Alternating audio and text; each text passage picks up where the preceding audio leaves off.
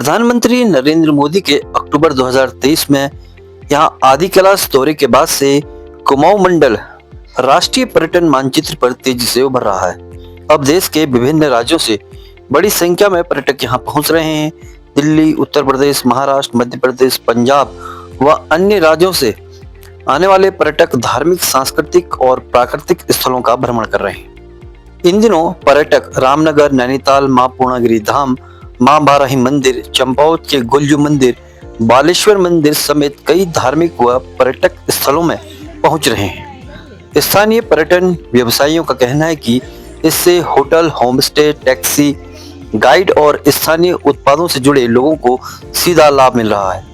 Tourist guide Saurabh कलखुड़िया ने बताया कि प्रधानमंत्री नरेंद्र मोदी के आदि कैलाश और मानस खंड क्षेत्र के भ्रमण के बाद पूरे देश में इस क्षेत्र की पहचान मजबूत हुई है। पहले जहां सीमित संख्या में लोग आदि कैलाश पहुंचते थे, वहीं अब पर्यटक कुमाऊं के विभिन्न धार्मिक स्थलों को अपने यात्रा कार्यक्रम में शामिल कर रहे हैं। इससे स्थानीय स्तर पर रोजगार के नए अवसर भी पैदा हुए हैं। उन्होंने बताया कि यहां सोमवार को दिल्ली से 2 दर्जन से अधिक पर्यटक आदि कैलाश यात्रा पर पहुंचे, जिन्होंने चंपावत स्थित बालेश्वर मंदिर में भी दर्शन किए। गौरतलब है कि प्रधानमंत्री नरेंद्र मोदी 12 अक्टूबर 2023 को आदि कैलाश, पार्वती कुंड और पिथौरागढ़ क्षेत्र के भ्रमण पर पहुंचे थे।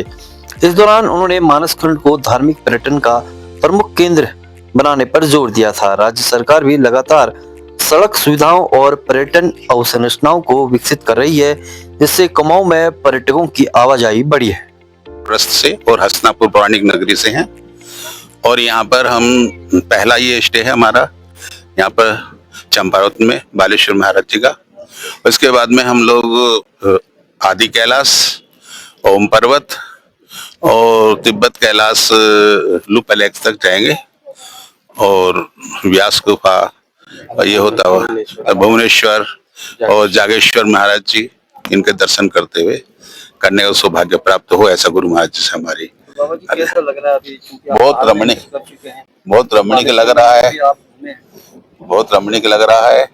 और जैसे संतों का हिमालय तो एक गर्व है, यहाँ तपस्या और पर्यटन अक्सर हमारा जो है परिभ्रमण होता रहता है दर्शन के लिए और तीर्थाटन करते रहते हैं। एक वो सहज अनुभूति मिलती है जो परमाणु मात्र तक जाती है और नवीन आध्यात्मिक चेतना लाती है।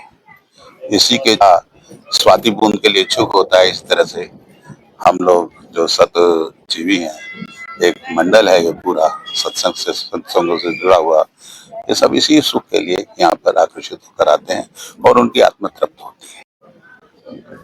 मिशन है जो पर्यटकों में काफी हो रहे हैं, और जो ये अभी पर्यटक आप आए हैं तो इनको आप कहाँ ले जा रहे हैं? माननीय नरेंद्र मोदी जी के आने से, आदि कैलाश आने से काफी पर्यटन बढ़ा हुआ है। अभी तो कैलाश ही नहीं बल्कि यात्रियों को जो प्रॉपर एक आइटनरी जो उनकी होती है, जो उनको मिल रही है, वो पहले जो हुआ करती थी हल्द्वानी से कैंची धाम होते हुए, जागेश्वर होते हुए हुआ करती थी।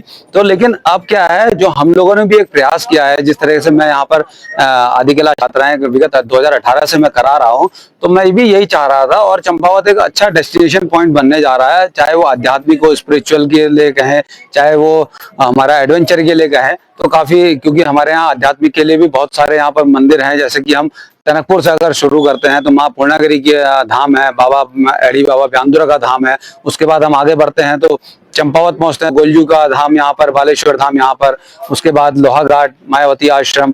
तो इस तरह से काफी अच्छा यहाँ को हम लोगों ने मूवमेंट किया हुआ है। और लोग जो हमारा चंपावत हिडन प्लेस था, बिल्कुल जो लोगों के मतलब पता नहीं था कि चंपावत में आकर है क्या, तो हम लोग भी उन लोगों को जानकारी दे रहे हैं साथ ही साथ कि यहाँ पर हमारा माँ पूर्णागिरि का जो हमारा पहला डेस्टिनेशन है, माँ पूर्णागिरि का दर्शन करने के बाद हम आगे को अपनी यात्राएं करा रहे हैं। और उसके बाद हम जो बाहर एग्जिट, तो हम पाताल जागेश्वर होते हुए हम कैंची धाम करके हल्द्वानी पर, ताकि हमारा ये पूरा लगभग 50% कुमाऊं कवर हो जाए।